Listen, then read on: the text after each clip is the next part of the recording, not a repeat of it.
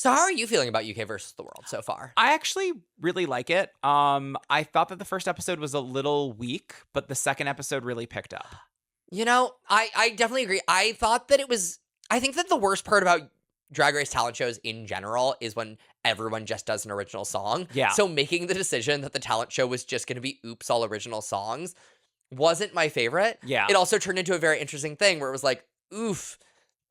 I thought it was interesting to be like, oh yeah, the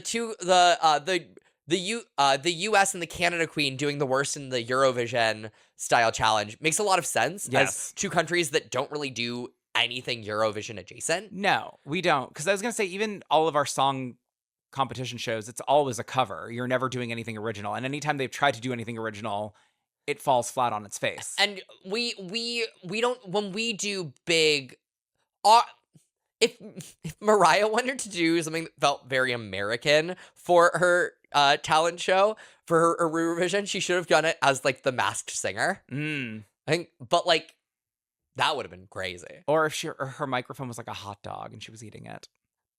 But yeah, I mean, I genuinely was surprised that Kate Bush wasn't in the top the first week. Same. But I was very happy for Fontana and Godland. Mm-hmm. And then this next week, God, Godland is good. Yes. Like, truly took the worst outfit to get as a base for another outfit Mm-hmm. and really, like, stepped it up. Yeah. And made an outfit that was also still reminiscent. It looked like she was making a better version of the original outfit, Yeah. which was so cool. And it was a very cool outfit. It was very punk. It was very Betsy Johnson. It was very, like, I bought it on St. Mark's Place. But then she also did a very good punk look between the makeup and the hair. Yes. I'm sad that Melinda Verga's gone. Same. I wanted to see her have more breakdowns. Yeah. I will say that I did love that RuPaul finally took a page from Drag Race Canada and brought in the Chippy tea. The Chippy tea. The thing about the Golden Beaver is that the Golden Beaver could be offensive, but it does make sense because at least beavers build dams, so they block things. They don't call it the Golden Poutine. Yeah.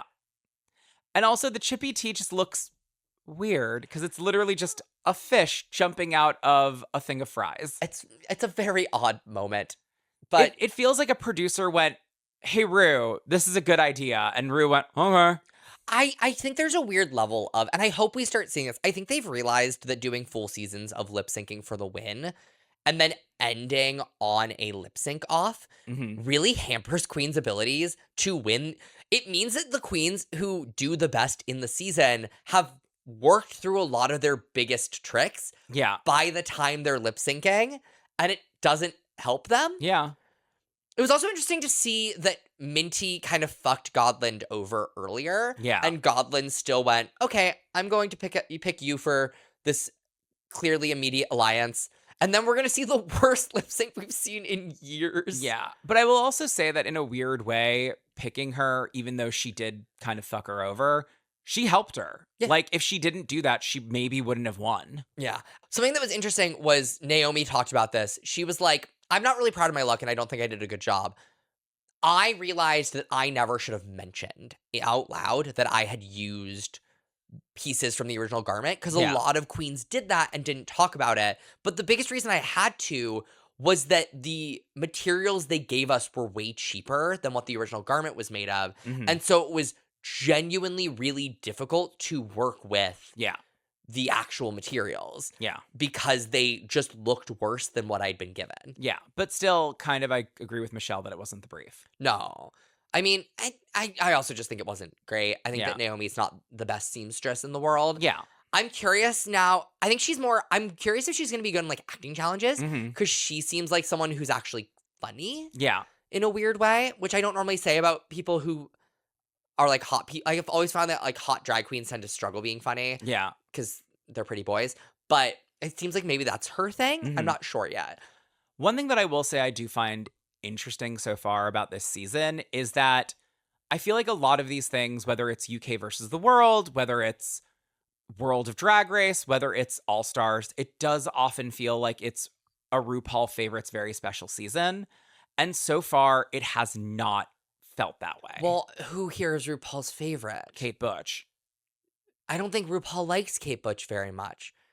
If RuPaul liked Kate Butch, he would have let her win that season that no one watched. Who won that season? Exactly. It was that one lady. It was Tamara, Michael Maruli, and... Wait, Michael Maruli wasn't in Down Under? No, you're thinking of Gabriella Labucci. Correct. Ginger Johnson. Ginger Johnson. Like, reasonably... How could we forget about Ginger Johnson wearing H&M? Did she? Yeah, in her confessional. Oh, yeah. Very aggressively. Yeah. And then that sweater sold out very quickly. But I will say, I think that Kate is doing a very good job. Yeah. It's one of those interesting things where there's only one American girl this year. Yes. And there's only 2 British girls. And part of me thinks that it was really hard to get a British girl to come onto the show because what is the likelihood we're crowning another Brit after 2 in a row? Yeah. So, like, Kate Butch is fighting an uphill battle. Would you say she's fighting up that hill? No, because I don't understand. If she only could, she'd make a deal with Rue. And suddenly switch their places? Yeah. She's going to host and Rue's going to compete. Rue's been wanting to for years. This is like one of those things where it's like... Imagine it's Freaky Friday, but it's RuPaul having to switch places with a contestant on Drag Race. And then she has like a week in her shoes, and then she realizes she can't send her home. Yeah. She realizes that, yeah, her drag is crunchy, but it's really nice to be young, and she actually refuses to switch back.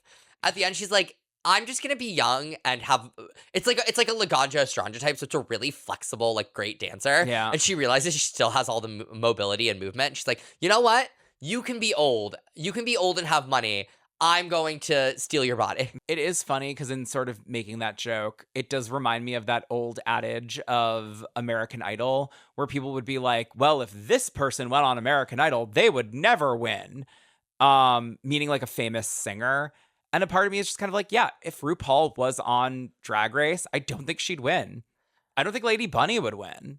Well, no. I think that Drag Race requires very different things than what being a professional drag queen in the 90s required. Yeah. I also think that being a winner on American Idol requires a very different skill set than being an incredibly popular musician. Yeah. And I don't think those two things necessarily cross over. Yeah. But no, I'm really liking this season. Who are your faves so far? I do like Godland. I will always have a soft spot for Kate Butch. Yeah, I love Kate. Yeah. I like Godlin a lot too. I realized that I said there were only 2 UK girls, and it is because I forgot Sminty. Truly, every time I try to think about this season, she disappears in my brain. Fair. I'm excited for Mariah to do well for the first time in an episode. Same. Literally someone else, I think Sminty was like, oh my God, how do you feel to be noted positively for the first time literally ever? She's like, oh my God, I was. She's like, why do I know this and you don't? That's funny. Yeah, I do love that there's Sminty Drop, and then there's also Minty Fresh. Together, they'd be Sminty Drop Fresh. They would be. Yeah. That's not a joke. It's just a fact.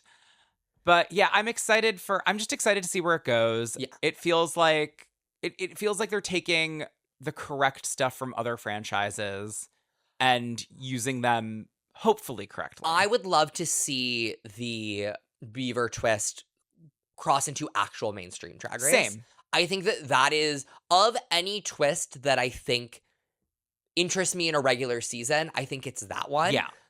Though I am really happy that we don't have another fucking badunkadunk tank. Oh, God. But you know what I want back? What? I want back a challenge where a queen gets to fight her way back into the competition. Yes. I want that. That's actually what I want from a season of Drag Race again. But you don't want it to be a lip sync. You want it to be like actual gladiator style. No, yes. I want 8 queens enter. It's Thunderdome. 8 queens enter, 1 queen leaves. Yeah.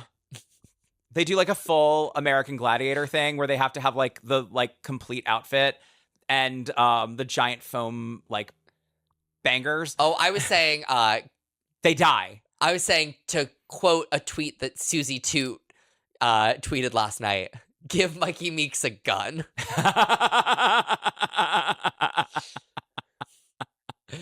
Mikey's got a gun. Anyway, bye guys. Love you all. Stay toxic.